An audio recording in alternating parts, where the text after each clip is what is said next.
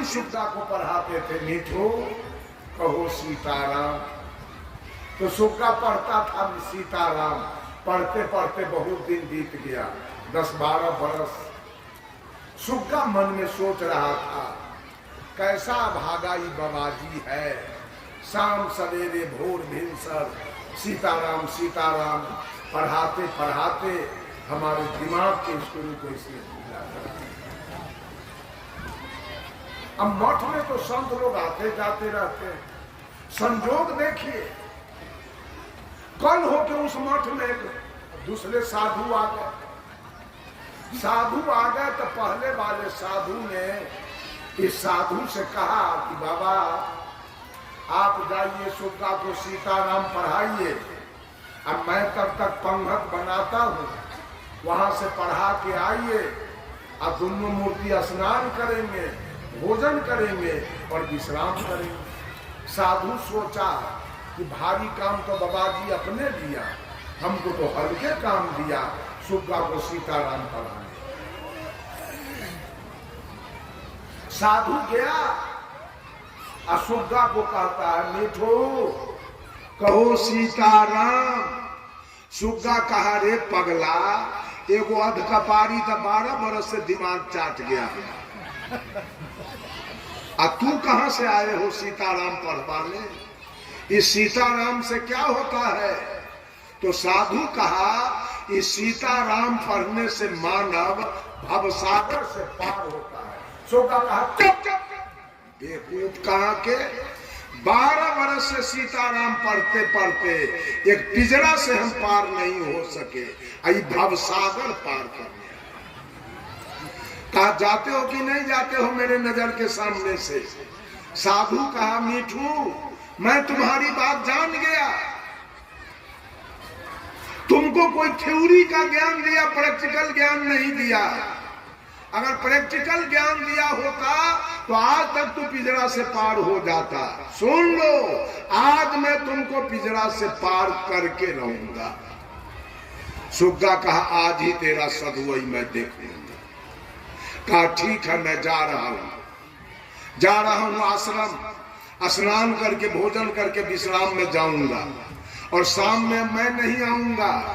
तेरा जो गुरु है साधु, वही तुमको आएगा सीताराम पढ़ाने, और उसको मैं देखा हूं खराम पहने हुए। वो खराम पहन के आएगा तो दूर से खराम के खटर खटर का आवाज सुन लेना, और पिंजरा में चित होके उलट जाना, पैर ऊपर धर नीचे, आंख दोनों बंद कर लेना। लाख बाबाजी बोलावे, मीठू कहो सीताराम, एक बार भी मत बोलो। कहा, ठीक है, जाओ। साधु जी चले गए। शाम में पहले वाले साधु आए और यहाँ आके कहते हैं, मीठू, सुग्गा उनके खराम के खटर खटर का आवाज सुना और पिंजरा में चित होके उलट गया, आंख दोनों बंद कर लिया। साधु जी आए, कहा, मीठू कहो सीताराम, मीठू कहो सीताराम। सुग्गा एक बार भी नहीं बोला। साधु जी समझ गए सुग्गा की मृत्यु हो गई, सुग्गा मर गया। नौकर को कहा, जी पिंजरा ले जाओ उधर, सुग्गा मर गया, इसको निकाल के फेंक के तब पिंजरा लेके आओ। नौकरबा पिंजरा उधर लेके गया, पिंजरा खोला और सुग्गा 9 दूर। जपने से मुक्ति मिली कि मुंह बंद करने से? है? बिना मतलब के हल्ला करते हैं। गहकी है ये ना, सौदा पसारने हैं। बहुत लोग बेमतलब के हल्ला करता है। विद्यार्थी के शाम सवेरे पढ़ने नहीं देता है, वो पूछता है बड़का धार्मिक व्यक्ति हम है, शाम सवेरे खूब हल्ला करेगा मंदिर में जाके। उससे कुछ होने जाने वाला नहीं है। सुन लीजिए कान खोलकर, संयमी बनिए, मेहनत कीजिए, पढ़ाई लिखाई कीजिए, खेत में मेहनत कीजिए, मवेशी पालिए, बिजनेस कीजिए, नौकरी कीजिए, क्रिकेट में जाइए। आज कितना रुपया कमाया सचिन तेंदुलकर, सुनील गावस्कर, कपिल देव, महेंद्र सिंह धोनी, विराट कोहली, रोहित शर्मा, जाके देखिए कितना सुख भोग रहा है। आप भगवान की पूजा कीजिए।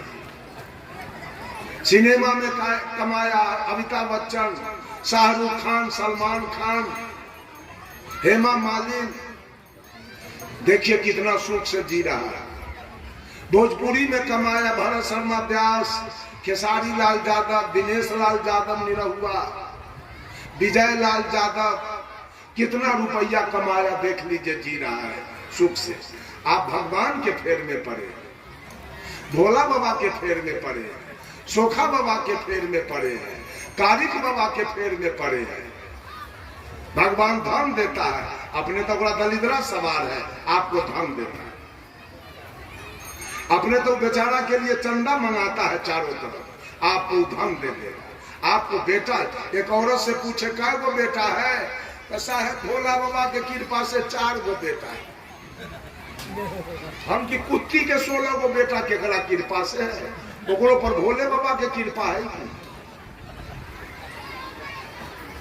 अजब अजब बात ही दुनिया के लोग बतियाता है।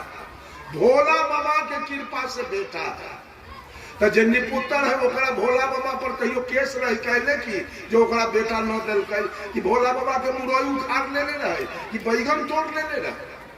जो बेचारी निपुत्र है, उसको नहीं दिया बाल बच्चा।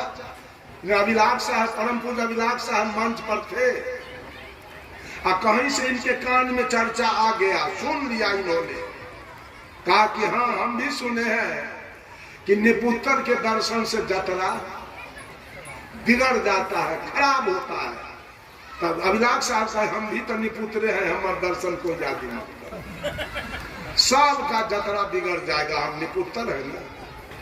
अब पूत वाली के दर्शन से जतरा बन जाए तो सब आदमी कुत्ती के सुगरनी के दर्शन कर लेगा। 16 गो बेटा एक के दिन में सब के जतरा बन जाएगा कुत्ती के सुगरनी के दर्शन करने से। बंधुओं, बहुत जाल बिछाया हुआ है, कहां तक चर्चा किया जाए। सारे जाल से बचिए। और एक बात मैं कह देता हूं, पैसा बड़ा मेहनत से कमाया जाता है। ये पूजा त्योहार और तीर्थ व्रत में रुपया को मत गमाओ, कुछ नहीं बनने बिगड़ने वाला। सारे रुपया को बचाइए और उस रुपया से बेटा को पढ़ाइए, उस रुपया से बेटी को पढ़ाइए, उस रुपया से जमीन खरीदिए, उस रुपया से मकान बनाइए, उस रुपया से गाड़ी घोड़ा खरीदिए, उस रुपया से बढ़िया घर में बेटी के दहेज दे के ब्याह कीजिए। लेकिन पूजा त्योहार और तीर्थ व्रत करते करते लूटने वाला सारा रुपया आपका लूट लेगा, अंत में कुछ मिलेगा। बोलिए सद्गुरुदेव की जय। अंतिम सत्र है, सत्र की समाप्ति है। 3 सत्र से मैं बोलता आया, इसमें जो कुछ त्रुटियां हुई होगी उसे आप लोग क्षमा करेंगे। सब लोगों को, माता बहनें बैठी है, इधर भाई बंधु बैठे हैं, सबको मेरे तरफ से धन्यवाद, आशीर्वाद। सब फले फूले, सबका कल्याण हो। ये बाजा वाले हैं, इनको भी साधुवाद। इधर जो हमारे कलाकार लोग हैं, इनको भी साधुवाद। और जो हमारे भोजन बनाने वाले लोग हैं, संत के सेवा में लगे हैं, उनको भी मेरे तरफ से साधुवाद। और जितने इस सत्संग कराने वाले कर्मचारी लोग हैं, जो पदाधिकारी लोग हैं कमेटी के, उनको भी मेरे तरफ से साधुवाद, धन्यवाद। इन्हीं चंद शब्दों के द्वारा वाणी में देता हूं विराम। बोलिए सद्गुरुदेव की जय।